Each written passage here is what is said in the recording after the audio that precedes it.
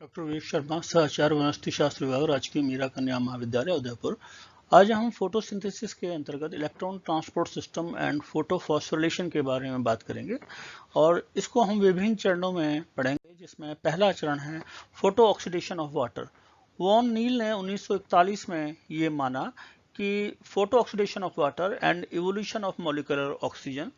जो कि photo system second से एसोसिएटेड है, ये फोटोसिंथेसिस के अंतर्गत पहला फोटोकेमिकल रिएक्शन है। और इसमें इन्होंने बताया कि जब लाइट रिएक्शन स्टार्ट होता है तो लाइट जो है वो फोटो सिस्टम सेकंड के पिगमेंट सिस्टम पे गिरती है और यहाँ से ये फोटो सिस्टम सेकंड का जो एंटीना कॉम्प्लेक्स है वो उसको लाइट को हार्वेस्ट करता है, इसको इकट्ठा करता है और वहाँ से ये जो उसका रिएक्शन सेंटर है P680 क्लोरोफिल ए मॉलिक्यूल, और यहाँ से वो एक्साइटेड हो जाता है, उत्तेजित हो जाता है और उसमें उसके जो इलेक्ट्रॉन्स हैं वो उसके आउटर शेल में यानी हायर एनर्जी स्टेट में वो पहुँच जाता है, एक्साइटेड स्टेट की। और यहाँ वो उसका जो टाइम है बहुत ही शॉर्ट होता है, एक्साइटेड पीरियड 5 × 10⁻⁹ सेकेंड्स होता है और वो इमीडिएटली अपना इलेक्ट्रॉन जो है वो ट्रांसफर कर देता है प्राइमरी एक्सेप्टर को, और मोस्ट प्रोबेबली वो फियोफाइटिन है। और ये जो ट्रांसफर होता है इलेक्ट्रॉन P680 से, और ये एक गैप क्रिएट कर देता है फोटो सिस्टम सेकंड के अंदर, और वो जो गैप है और जो होल है वो भरा जाता है फोटो ऑक्सीडेशन ऑफ वाटर के द्वारा, यानी जल का फोटो ऑक्सीडेशन होता है और फोटोलाइसिस होती है और उससे इलेक्ट्रॉन निकलते हैं और ऑक्सीजन रिलीज होती है, और जो इलेक्ट्रॉन है वो वापस फोटो सिस्टम जो सेकंड है यानी P680 उसको वापस ग्राउंड स्टेट पे लाने का काम करता है। और इसमें आप देख रहे हैं इक्वेशन के अंदर एक वाटर मॉलिक्यूल जो है लाइट और क्लोरोफिल की प्रेजेंस में H और OH में विखंडित होता है। जो H आयन है वो H जो है वो H आयन और इलेक्ट्रॉन, प्रोटॉन और इलेक्ट्रॉन में विखंडित होते हैं, और ये इलेक्ट्रॉन प्लस OH मिलके OH आयन बनाते हैं। और ये जो फोटो ऑक्सीडेशन है वाटर मॉलिक्यूल का, इसके लिए आवश्यक है वाटर ऑक्सीडाइजिंग एंजाइम कॉम्प्लेक्स और मैग्नीशियम क्लोराइड और कैल्शियम आयंस की प्रेजेंस में ये वाटर की हाइड्रोलाइसिस होती है। अब ये देखा गया है कि एक मॉलिक्यूल ऑक्सीजन बनाने के लिए 4 मॉलिक्यूल जल की आवश्यकता होती है और 4 इलेक्ट्रॉन रिलीज होते हैं। और इस प्रकार से अगर 6 मॉलिक्यूल जो हैं ऑक्सीजन के लिए, वाटर मॉलिक्यूल्स जो चाहिए वो करीब 24 चाहिए और 24 इलेक्ट्रॉन रिलीज होंगे, और ये जो 24 इलेक्ट्रॉन हैं ये और 24 प्रोटॉन ये मिलकर के 12 NADP मॉलिक्यूल से कंबाइन होकर के 12 NADPH2 बनाएंगे, और इस प्रकार से प्रक्रिया संपन्न होगी। तो अब जो नेक्स्ट है वो है एसिमिलेटरी पावर, यानी आर्नोन ने 1956 के अंदर ATP एंड NADPH2 के लिए एसिमिलेटरी पावर का शब्द का प्रयोग किया, और इन्होंने ये आर्नोन और इसके सहकर्मियों ने ये दर्शाया कि अगर एक आइसोलेटेड क्लोरोप्लास्ट लिया जाए और वो लाइट की प्रेजेंस में, प्रकाश की प्रेजेंस में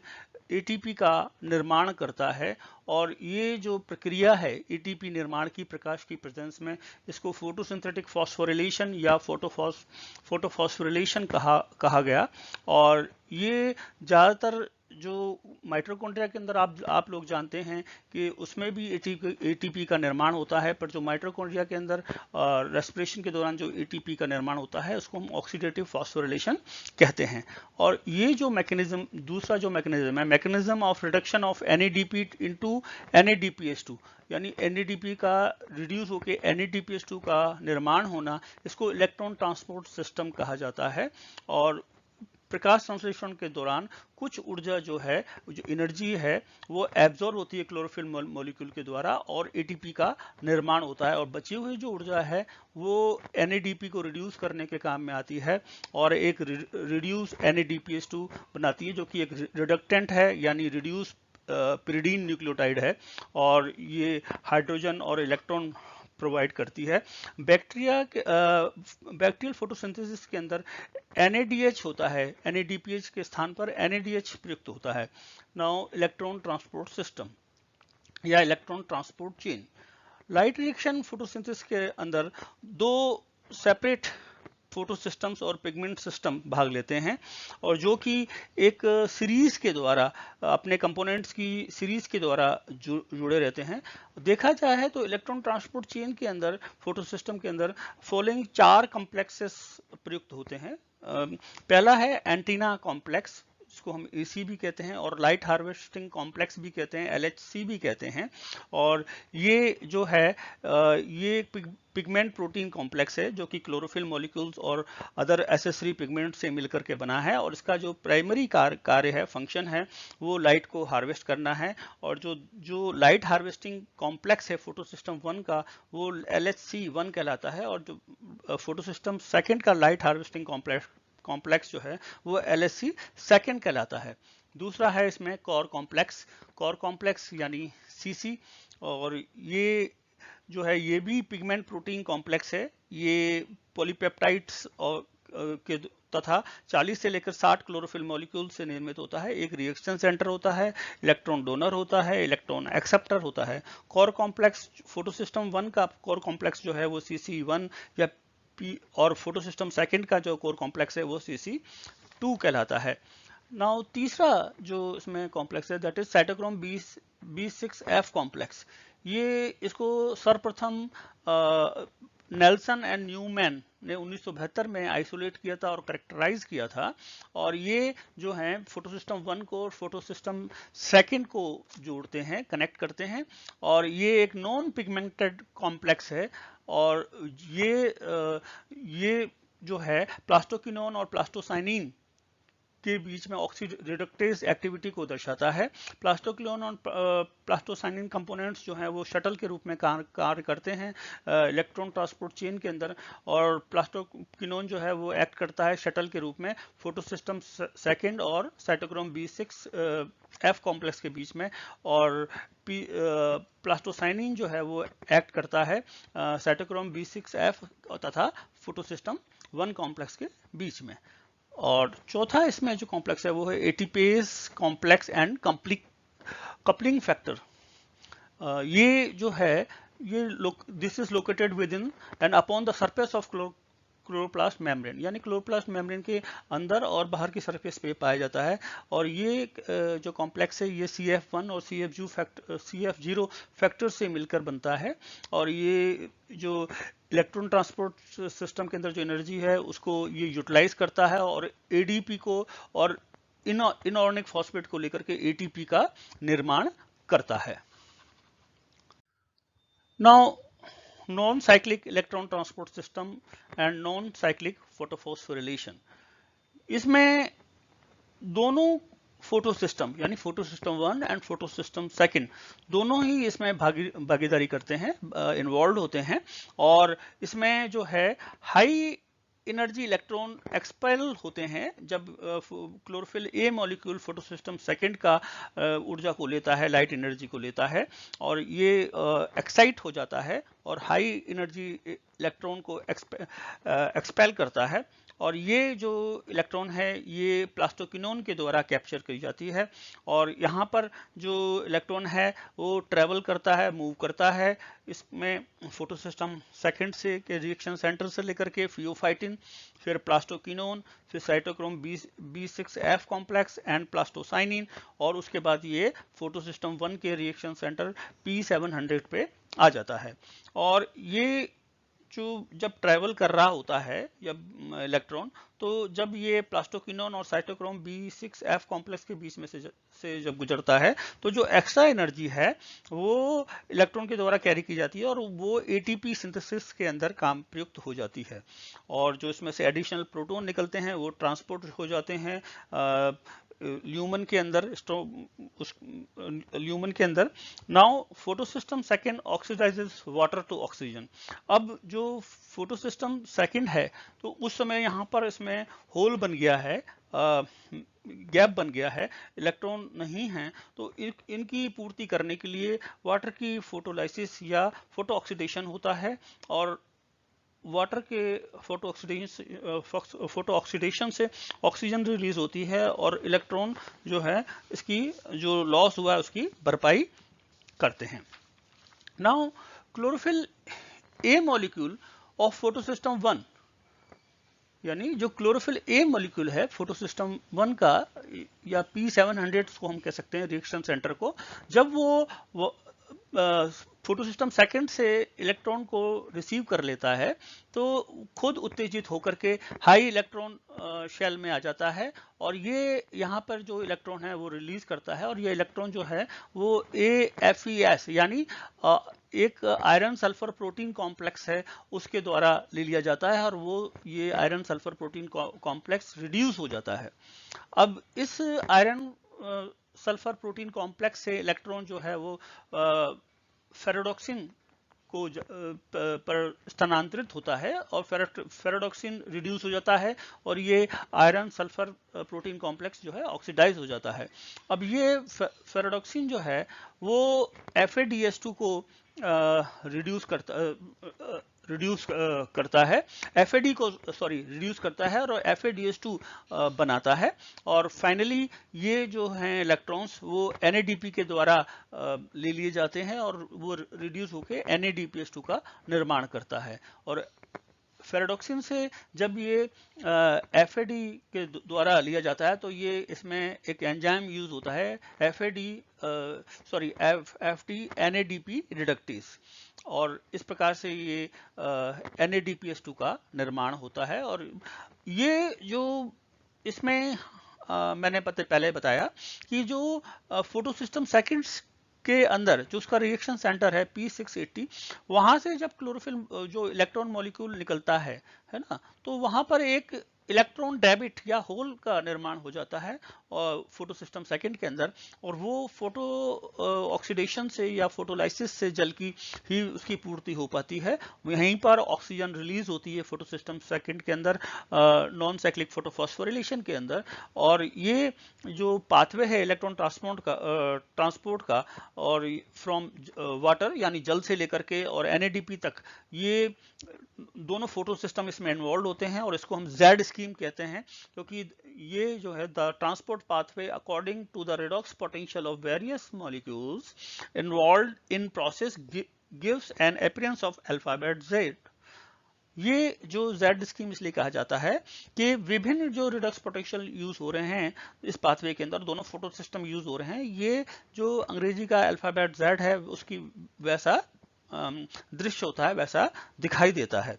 अब इस स्कीम के अंदर जो इलेक्ट्रॉन इजेक्ट होता है क्लोरोफिल ए मॉलिक्यूल से फोटोसिस्टम सेकंड के, वापस लौट करके फोटोसिस्टम सेकंड पे नहीं आता, और इसी तरह से ये जो फोटोसिस्टम फर्स्ट से जो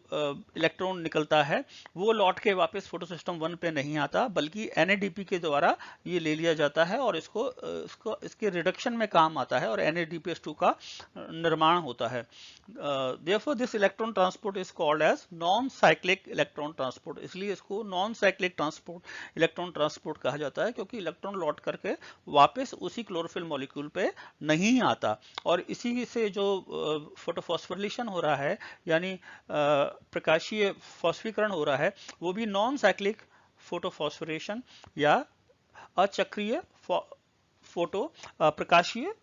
फॉस्फीकरण कहलाता है। और इस स्कीम के अंदर जो फोटोसिस्टम 1 है वो रिड्यूस होता है जो इलेक्ट्रॉन फोटोसिस्टम सेकंड से आ रहे हैं उनसे, और फोटोसिस्टम सेकंड जो है वो वापस रिड्यूस होता है जो इलेक्ट्रॉन जल से आ रहे हैं उनसे।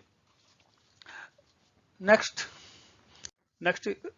इसमें आप देख रहे हैं चित्र के अंदर, ये this is the organisation of photosynthetic electron transport system in the thylakoid membrane. Thylakoid membrane में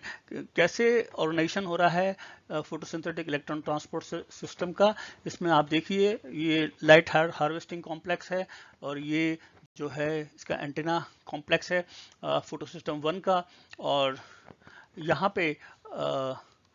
यहाँ पे आप देख रहे हैं कि मैग्नीशियम और कैल्शियम और क्लोराइड आयन की आवश्यकता होती है, और यहाँ पर ये जो है फियोफैटिन से होता हुआ प्लास्टोक्विनोन से होता हुआ इलेक्ट्रॉन अल्टीमेटली ये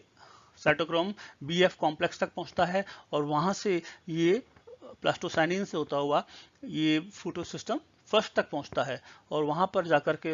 उसकी जो इलेक्ट्रॉन जो एनर्जी लेकर के फोटो सिस्टम 1 उत्तेजित हुआ है उसको वापस ग्राउंड लेवल पर लाने का काम करता है, और यहाँ से जो इलेक्ट्रॉन गया है वो फेराडॉक्सिन से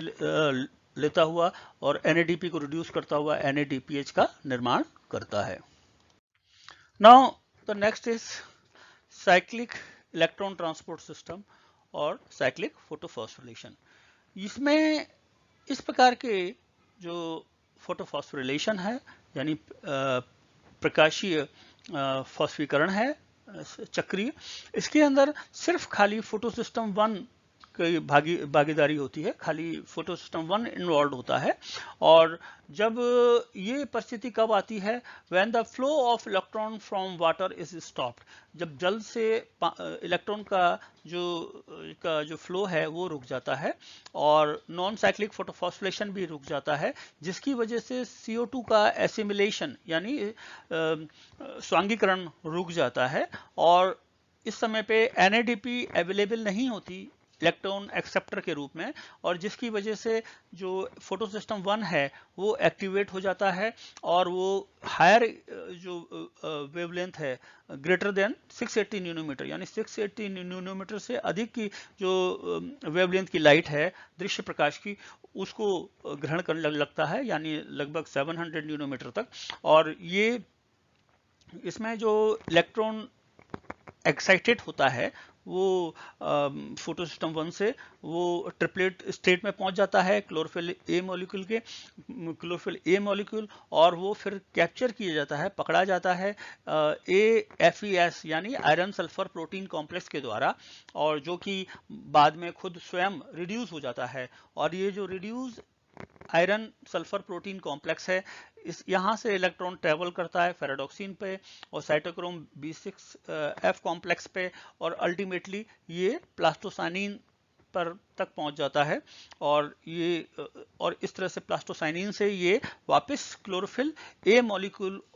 तक पहुंच जाता है फोटो सिस्टम 1 के, यानी वो जो इलेक्ट्रॉन जहां से निकला था जिस chlorophyll A molecule photo system 1 के वापस लौट करके उसी क्लोरोफिल ए मॉलिक्यूल तक पहुंच जाता है। और इस पूरी प्रक्रिया के अंदर जो एक्स्ट्रा एनर्जी इलेक्ट्रॉन के द्वारा कैरी होती है वो यूटिलाइज कर ली जाती है ATP सिंथेसिस के अंदर, और इलेक्ट्रॉन जब ट्रेवल करता है फेराडॉक्सिन से साइटोक्रोम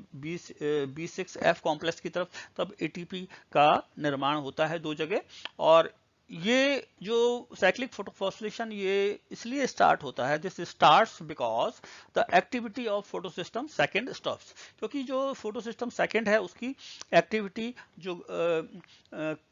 क्रियाशीलता है वो रुक जाती है और वो निम्न कारणों से हो सकती है। पहला है when the wavelength of light greater than 680 nanometre are used, जब अगर लाइट की वेवलेंथ 680 नैनोमीटर से अधिक की प्रयोग में आ रही है और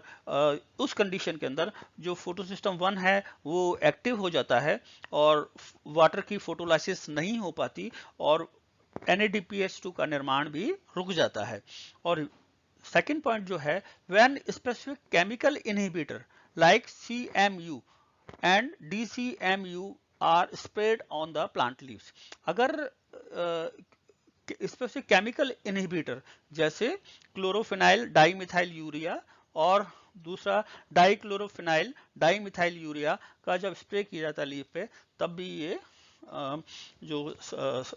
नॉन साइक्लिक फोटोफॉस्फोरिलेशन रुक जाता है। इसके अंदर क्योंकि जो इलेक्ट्रॉन फोटो सिस्टम 1 से निकले थे वो ही वापस उसके क्लोरोफिल ए मॉलिक्यूल से जो निकले थे P700 से वही इलेक्ट्रॉन वापस लौट करके उसी फोटो सिस्टम 1 के क्लोरोफिल ए मॉलिक्यूल यानी P700 पर वापस आ जाते हैं। और इस प्रकार से ये जो प्रक्रिया है जिसमें कि एक चक्र बन जाता है इलेक्ट्रॉन का क्लोरोफिल ए मॉलिक्यूल से निकल के पुनः उसी क्लोरोफिल ए मॉलिक्यूल तक पहुंचने का, इसको हम साइक्लिक इलेक्ट्रॉन ट्रांसपोर्ट या फोटोफॉस्फोरिलेशन कहते हैं या साइक्लिक फोटोफॉस्फोरिलेशन कहते हैं। अब हम अगर इन दोनों यानी नॉन साइक्लिक फोटोफॉस्फोरिलेशन और साइक्लिक फोटोफॉस्फोरिलेशन के बीच में अगर हम कंपैरिजन करें तो वो इस प्रकार से है। अगर सबसे पहले हम नॉन साइक्लिक फोटोफॉस्फोरिलेशन में देखें तो इसमें सिर्फ इसमें फोटो सिस्टम 1 और फोटो सिस्टम सेकंड दोनों भाग ले रहे हैं, दोनों पार्टिसिपेट कर रहे हैं, दोनों की भागीदारी है। जबकि साइक्लिक फोटोफॉस्फोरिलेशन के अंदर खाली फोटो सिस्टम 1 पार्टिसिपेट कर रहा है। और इसी तरह से अगर हम दूसरा पॉइंट देखें, the electron expelled from chlorophyll A molecule is not cycled back, its loss is compensated by electron coming from photolysis of water। यानी जो इलेक्ट्रॉन क्लोरोफिल फोटोसिस्टम सेकंड से जो क्लोरोफिल मॉलिक्यूल से निकले हैं वो वापस लौट करके उसी क्लोरोफिल मॉलिक्यूल पे नहीं आते, और ये जो लॉस होता है या जो होल बन जाता है या डेफिसिट बन जाता है, इसकी पूर्ति वाटर के हाइड्रोलाइसिस फोटोलाइसिस से या फोटो ऑक्सीडेशन से, जल के विखंडन से जो इलेक्ट्रॉन निकलते हैं उससे की जाती है। इसी तरह से हम साइक्लिक फोटोफॉस्फोरिलेशन में देखते हैं कि the electron expelled from chlorophyll molecule is cycled back. और इसमें साइक्लिक फोटोफॉस्फोरिलेशन में फोटोसिस्टम 1 के क्लोरोफिल ए मॉलिक्यूल से जो इलेक्ट्रॉन निकलते हैं वो वापस घूम करके साइकिल होकर के वापस क्लोरोफिल ए मॉलिक्यूल तक पहुंच जाते हैं। तीसरा पॉइंट अगर हम देखते हैं, NADP is reduced to NADPH2 which is utilized in carbon dioxide fixation। इसमें NADP नॉन साइक्लिक फोटोफॉस्फोरिलेशन के अंदर NADP का रिडक्शन होता है और NADPH2 का निर्माण होता है, जो कि CO2 के फिक्सेशन के अंदर, स्वांगीकरण के अंदर प्रयुक्त होता है। और यहाँ पर साइक्लिक फोटोफॉस्फोरिलेशन के अंदर NADP रिड्यूस नहीं होती, इसलिए NADPH2 का निर्माण नहीं होता और इसीलिए CO2 फिक्सेशन रिटार्ड हो जाता है, पीछे चला जाता है। CO2 फिक्सेशन, CO2 का स्वांगीकरण नहीं हो पाता। नॉन साइक्लिक फोटोफॉस्फोरिलेशन के अंदर photo oxidation of water takes place. इसमें यहाँ पर जल का विखंडन होता है, फोटो ऑक्सीडेशन होता है। और इसी प्रकार से इसके अंदर साइक्लिक फोटोफॉस्फोरिलेशन के अंदर फोटो ऑक्सीडेशन और photolysis of water does not takes place. Photo oxidation और फोटोलाइसिस जल की नहीं हो पाती, और इसीलिए नॉन साइक्लिक फोटोफॉस्फोरिलेशन के अंदर क्योंकि फोटो ऑक्सीडेशन होता है जल का, इसलिए उसमें oxygen is given of, oxygen given out होती है, ऑक्सीजन बाहर आती है। और जबकि साइक्लिक फोटोफॉस्फोरिलेशन के अंदर ऑक्सीजन नहीं निकलती। नेक्स्ट पॉइंट है, only 1 ATP molecule is synthesised during cytochrome F from PQ। इसमें इस प्रक्रिया के अंदर नॉन साइक्लिक फोटोफॉस्फोरिलेशन की जगह में एक ही जगह पर ATP का निर्माण होता है। वो साइटोक्रोम F से और प्लास्टोक्विनोन तक जब इलेक्ट्रॉन मूव करता है तो उस समय अतिरिक्त ऊर्जा जो है वो ATP के रूप में बन जाती है। और इसी प्रकार से साइक्लिक फोटोफॉस्फोरिलेशन के अंदर हम देखते हैं कि दो जगह two ATP molecules are produce, दो जगह पे ATP मॉलिक्यूल्स का निर्माण होता है। एक तो फेराडॉक्सिन से साइटोक्रोम B6 के बीच में जब इलेक्ट्रॉन्स मूव करते हैं, और दूसरा जब प्लास्टोक्विनोन से साइटोक्रोम F के बीच में इलेक्ट्रॉन मूव करते हैं। और नेक्स्ट पॉइंट देखें हम नॉन साइक्लिक फोटोफॉस्फोरिलेशन के अंदर, तो it occurs in green plants and not in bacteria. ये खाली हरे पौधों में होता है, बैक्टीरिया में नहीं होता। जबकि साइक्लिक फोटोफॉस्फोरिलेशन जो है वो मोस्टली बैक्टीरिया के अंदर होता है। नेक्स्ट पॉइंट अगर इसमें हम देखें नॉन साइक्लिक फोटोफॉस्फोरिलेशन के अंदर, it stops in the presence of specific inhibitor like CMU DSMU। यानी ये स्पेसिफिक इनहिबिटर जो हैं उनकी उपस्थिति में, जैसे क्लोरोफिनाइल डाइमिथाइल यूरिया और डाइक्लोरोफिनाइल डाइमिथाइल यूरिया की उपस्थिति में ये रुक जाता है, अवरोधित हो जाता है। जबकि साइक्लिक फोटोफॉस्फोरिलेशन के अंदर CMU या DSMU का, यानी क्लोरोफिनाइल डाइमिथाइल यूरिया का या डाइक्लोरोफिनाइल फिनाइल डाइमिथाइल यूरिया का कोई प्रभाव नहीं देखा जाता।